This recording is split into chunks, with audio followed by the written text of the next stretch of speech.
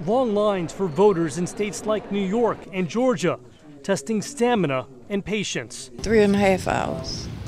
Have you decided you can't you can't take it anymore? Are you going to go home, come back? I'm hurting. I'll be back. But officials say as bad as it was, none of it seems to be the result of election meddling. I can confidently say that the 2018 elections will be the most secure election in the modern era.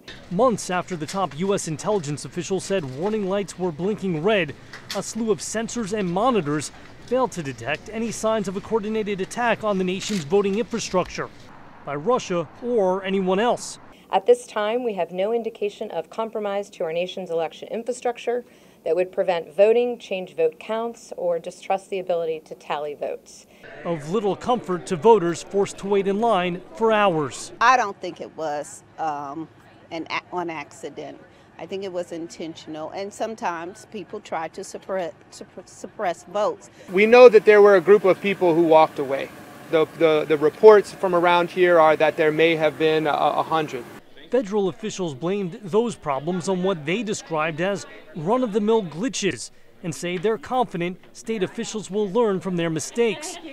In the meantime, law enforcement and social media companies are taking a hard look at bad actors closer to home.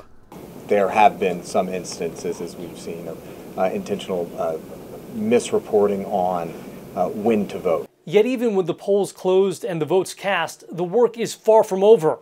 Homeland Security officials worry a new round of post-election influence operations could soon be on the way, seeking to convince American voters their voices were not heard.